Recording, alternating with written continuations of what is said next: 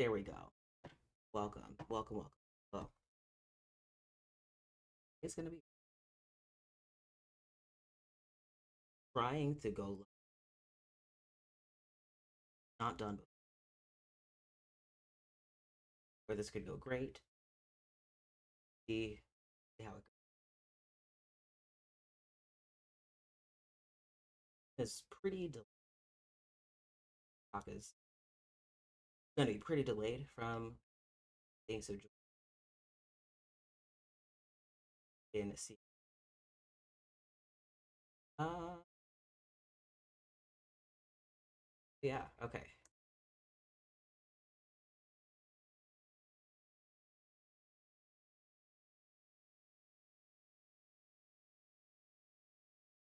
Gonna check. If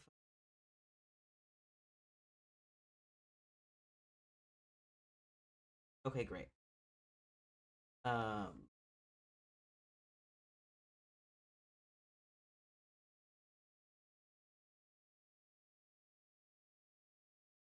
oh there it is. Just trying to make sure that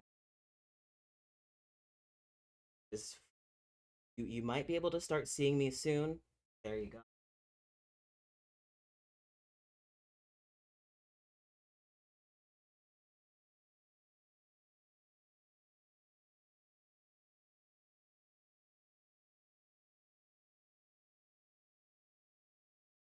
All right.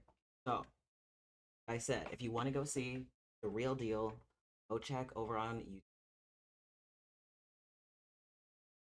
And we're going to be having a little bit of a conversation today. Continue the conversation. Uh, Trans identity, using the word transsexual. Like, does that word have utility? Why is it important? Why could it be important? That type of thing.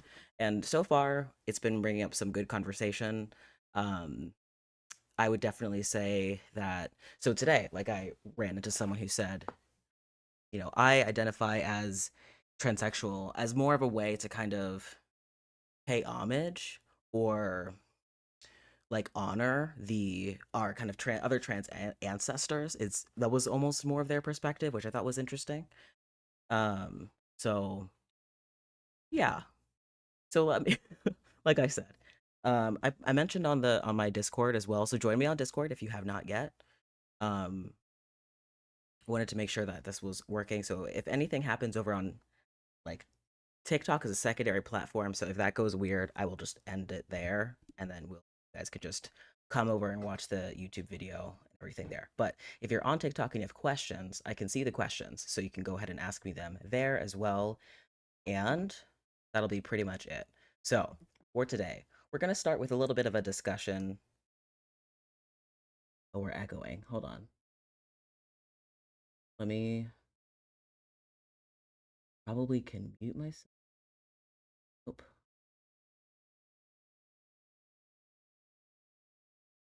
One second.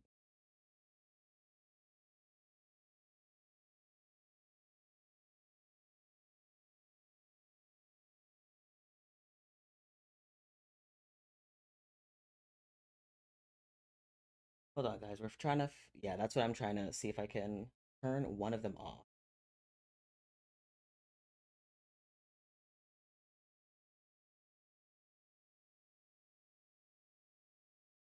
Or how I can. Hold on. That's why I said I wanted to attempt to go live on TikTok, but I wasn't sure if that was gonna work. 1 second. Figure it out, and if not, oh, actually, the other thing that I can do is hold on. I'm gonna try something, and you have to let me know if it works. Okay.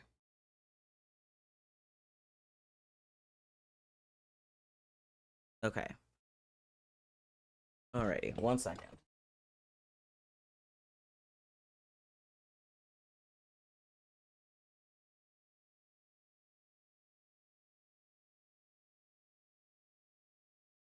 Okay. I'm gonna leave that going for a second, and people over there on TikTok can let me know if that's working. That's the other thing. We doing things. We doing things, people. So let me know if that works. Should be able to tell.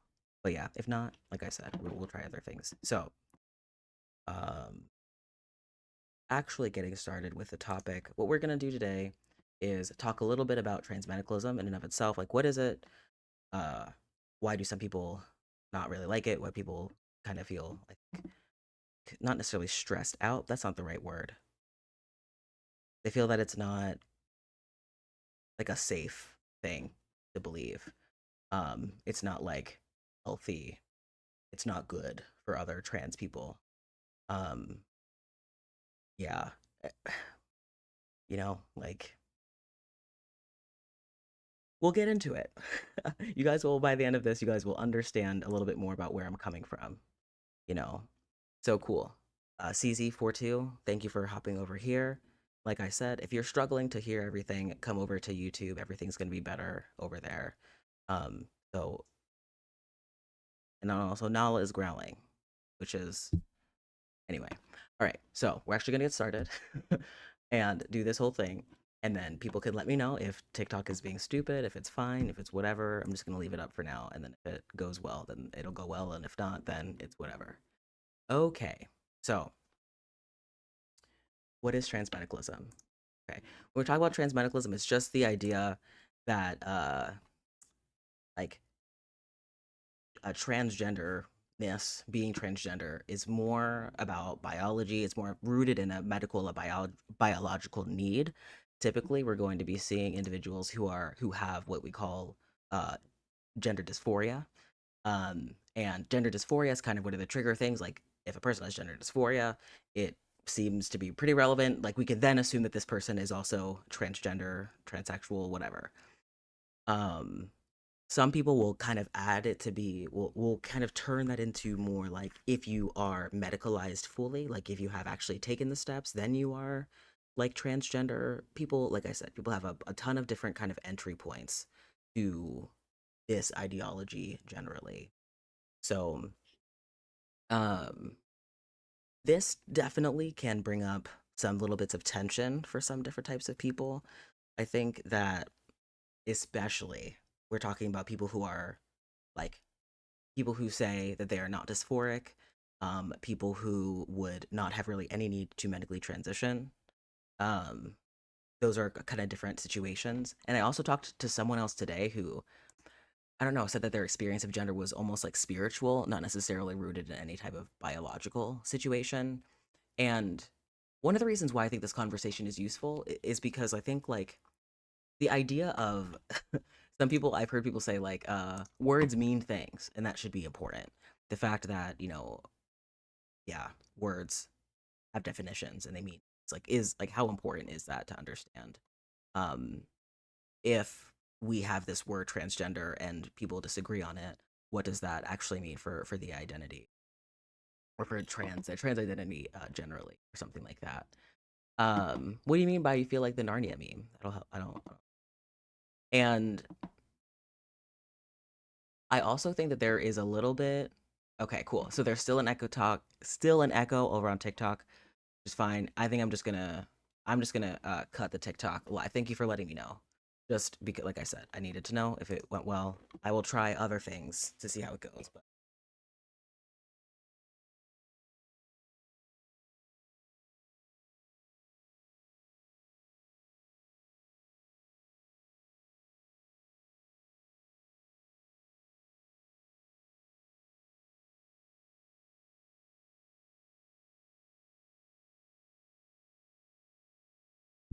just wanted to, gotta give things a try.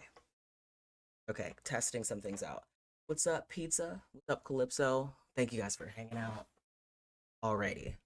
But now we can really dive into the whole thing. So I'm gonna start over a little bit just because I feel like I'm out of the loop. But here we go. From the top. From the top. We're top. Motherfuck. From the top, we are talking about transmedicalism. It's this big scary idea. honestly, my first kind of introduction to transmedicalism was this is a bad thing. That was my first introduction to it. I guess people you could say that I entered transgender stuff on maybe more on the inclusive side of things. Like that was maybe more of the community that I found. Um, and not necessarily the more, I guess, transmedicalist side of things. Um, I think so too. Yeah, it's the mic and the YouTube capture. That's why I need to figure out how to mute my mic. If I can figure out how to mute my phone mic, then I can fix it. But I would have to, yeah, like I said, try that in a different way. Um, Tumblr, right? Tumblr stuff. Like this was apparently very early Tumblr trans identity stuff, and I just didn't. I don't know. That just wasn't like how my transition happened. It was more kind of like I was having feelings, and I like more looked for information. I was like, what am I feeling? Like, what's exactly am I going through? Um, yeah, and I'm not sure how different types of people enter into the community. All of them are valid. I don't really. It doesn't really matter to me. And I guess the idea as well of being like of me having to say you are valid is part of the problem here. I think not I want, but people maybe I just yeah, maybe I do want to encourage people to just accept themselves regardless if other people accept you. That's that's honestly the message that I'm trying to communicate here. So, transmedicalism. Transmedicalism is the basic idea that being transgender is kind of rooted in some type of medical or biological idea, and that you need some kind of gender dysphoria to be trans. On the more like strict end of the things, like the more transmed side of the thing, you're gonna find people who are very like you need the surgeries, you need to be on hormones for X amount of time, and then you're one of the real trans. But then you have more of the true scum. In my opinion, this is how I've seen it. True scum maybe is a little bit more on the looser end of things, where they might just be like, I also think that, if to be trans you need gender dysphoria, but I'm not going to be maybe as intense about all of my gatekeeping and different things like that. So I'm someone who finds myself more in the middle, like in the middle of kind of the too cute side, which apparently stands for too cute to be trans, and the like transmedicalist side. There, I'm like in the middle. And I think some people might I would say True Scum is probably closer to transmed than maybe in the center, but something like that. I'm somewhere in the middle, definitely closer to like the True Scum opinion of things. And the way that I kind of view things, if just people are curious, that um, there's something that triggers a person to say my gender is different from my sex assigned at birth. And I think that there is the thing, and maybe this is the way that my brain is formulating it, the thing that does that is typically that experience of dissonance. There's something different, there's something up here, something isn't quite right with the way that my gender and my sex are existing, something is off here. that feeling that feeling of offness, of not rightness, is dysphoria. I feel like some people, that feeling of dysphoria is so kind of like very quiet that really, as soon as they alleviate it, they just feel this overwhelming sense of relief, and their brain is like, "Oh, this is gender euphoria. This is what makes me trans." And so sometimes I literally see some people saying what I'm hearing is two people saying the same thing. They're like, I had euphoria and that's why I transitioned. And this person says, you need dysphoria to be trans. I'm hearing that these two people are saying the same things, but in different ways. They probably are, like, for example, some people have different definitions of what it means to be dysphoric. And honestly, having gender dysphoria is just discomfort. That level of discomfort is a wide range of possibilities. Yeah, it can literally be the most extreme, like, not the most extreme, but one of the more extreme things is like an individual like actively using sharp objects to like cut parts off of their body, like actively trying to do that, like is one end of really intense overwhelming dysphoria, to like maybe that part of their body causes some distress and they just kind of try to ignore it, they just try to not pay attention to it. um Dysphoria is dysphoria, and dysphoria deserves to be treated with respect, just like for example, like anxiety. Even if you have a little bit of anxiety, or you have an anxiety disorder, you have enough anxiety to qualify of as having an anxiety disorder, that anxiety deserves to be understood. You know what I mean? And not necessarily, and then I would say, yeah, that does deserve to be treated. does the treatment look the same? If someone just has maybe a little bit of anxiety for a public speaking thing that they've never done before and they don't really have this typically, maybe their treatment is just maybe a positive conversation. They don't necessarily need to have like medicine. But someone else who they can't leave their house any day, they might need to have medication to help support them in their life moving forward. Another thing that some people say with kind of the transmedicalist situation is like why it's so bad. Like what is so bad about these like transmedicalist ideas? And some of them is that, you know, you're trying to shove trans identity into this one size fits all type of approach, and it can't kind of cover all of this wide variety of trans experiences. And I do think that, for example, like if your model of dysphoria is that like you must want to like harm yourself severely, then like that is, you might have a very narrow view of what the trans experience could look like. And I would say that that could maybe have some, if anything, the harm is maybe like social tension, maybe difficulties in relating with each other, different types of things like that.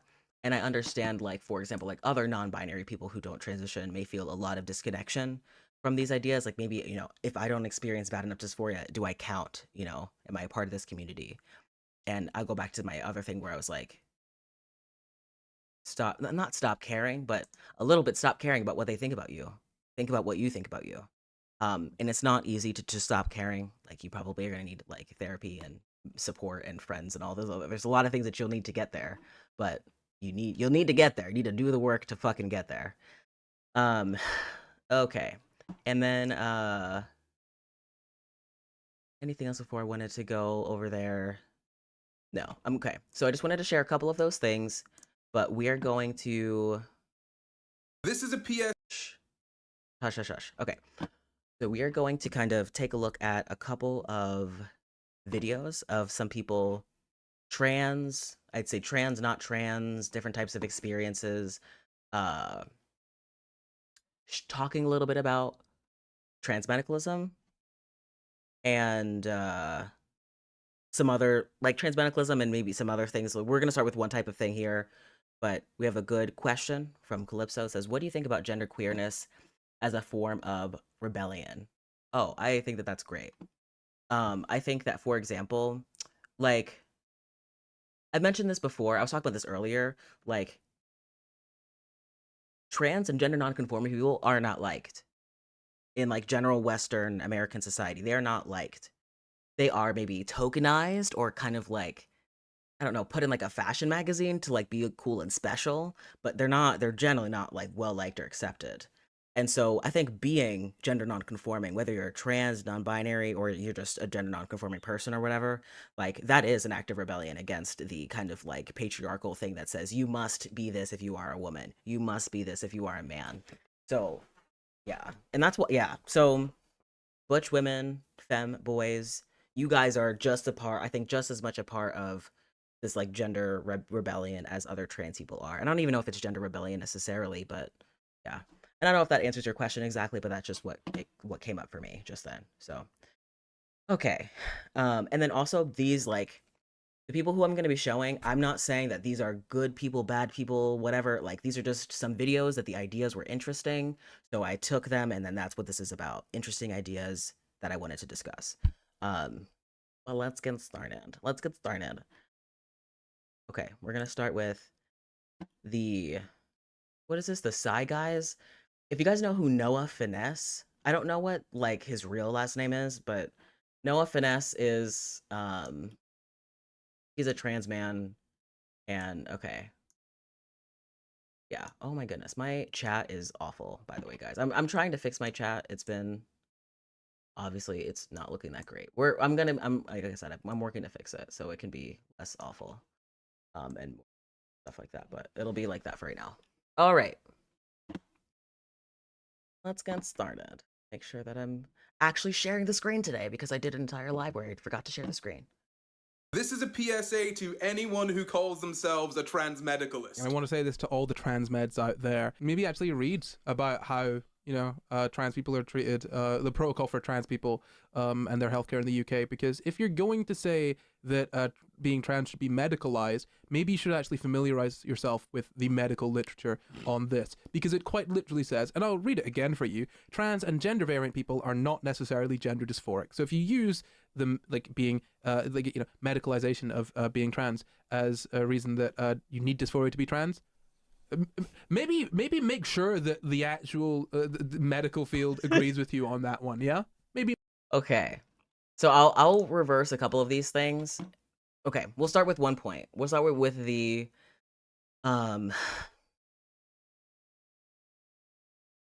okay. Like, yeah, okay. So first, trans medicalists don't read literature, and they're not aware of like the fact that some medical, I guess, situations, what is it, medical organizations count some individuals gender, I forget. I mean, let me listen to it again so I can make sure I'm hearing him. Yourself with the medical literature on this, because it quite literally says, and I'll read it again for you: trans and gender variant people are not necessarily gender dysphoric. So that makes a ton of sense. Trans and gender variant people are not necessarily dysphoric. And I wonder what that means, like exactly gender variant means. Like, for example, like they may not have that feeling of like overwhelming discomfort of their identity. But for them to I just have not seen this addressed maybe in a medical journal, but like the mere fact that they are gender variant in the first place, like people aren't talking about that part. Like that, to me, that's the part where you need to have at least some type of something that communicates to you that something is off, that something doesn't connect, that there is a disconnect between your sex and your gender. That's how you know you're gender variant. That's the part that fucks with me, where I'm like, I don't get that part. How, yeah. Does that make sense to people? People get what I'm saying? I don't know. I don't know if you guys get what I'm saying. Okay, but yeah. You use the being medicalization of being trans as a reason that you need dysphoria to be trans. So, and also this other thing. Okay, so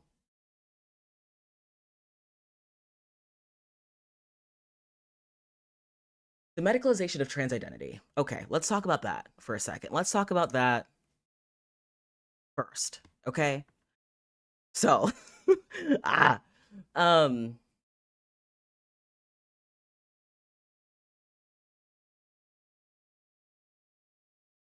the only individuals who the medical journal would need to even give a fuck about, mostly, generally, is the trans people who are medicalized. So I just need to like sit with that for a second. Like the medical journal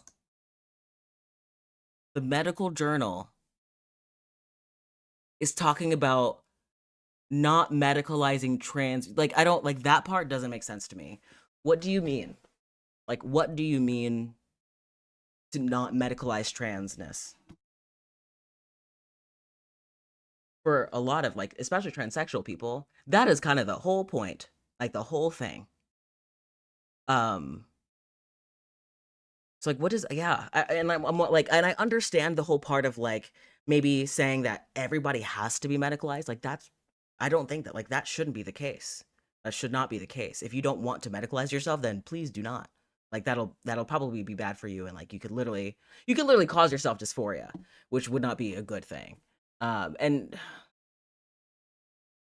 but there's so much more I could say about it. It's overwhelming. Okay. I do understand what you're saying. Counterpoint is you should also be able to use gender euphoria to identify these things. And I think that gender euphoria is useful in terms of describing your experience. I guess the level of the level of maybe discomfort that you experienced that triggered maybe some of the things for you to transition. Yeah. And that's perhaps like one of the things that I'm saying is like in terms of like how two communities talk to each other, perhaps like if people know what you're talking about, then yeah, they'll definitely be able to understand you. But if you talk to someone who just like doesn't understand what gender, like, because there are trans people who just don't get it, like they just don't really get the whole gender euphoria thing. Like maybe they get, like I've had some experiences of gender euphoria, perhaps like things that I could maybe look back and be like, okay, I was like that was a happy moment, or I felt like confident or like good in myself. But some people really just don't resonate with that idea at all. So I guess it's maybe it is kind of like a, what is that, like a spectrum kind of a thing. Like some people on this end are like gender euphoria, who's she? What is that? And then some people on the other end are like gender dysphoria, who is she? What's that? Um, the thing that comes back to me is like, for example, why are you why are you transitioning? If there is like, yeah, I think like for example, yeah, why are you transitioning if there's no discomfort? Um, like that doesn't make sense. But like, yeah, people can help it make more sense. Yeah. Joel, can we join up on here? Not right now, just because I don't know how to do that exactly. But hopefully soon I can get like my Discord set up so I'll be able to do like Discord lives and stuff like that. But join my Discord server. You know, yeah, my stuff is in the description. Uh, yeah. I want to figure out how to get people to understand each other better. Not necessarily agree with each other, but understand each other, like understand what people are talking about. And I think some people are open enough to hear and listen. To see if there's anything else back in this video that I wanted to rewatch again, or Maybe make sure that the actual the medical field agrees with you on that one. Yeah, maybe do that first. okay, so it was fine. Like I think, like what, like like I was saying, like for example, a little condescending makes sense though, just because you're on a reaction channel and you're being whatever. Um, but I would say it's a little maybe a little dismissive of the entire like whole not transmedicalist situation. And like I also said, the range within what transmedicalists believe is very vast, and to kind of claim that the transmedicalist position is just one position is a lot.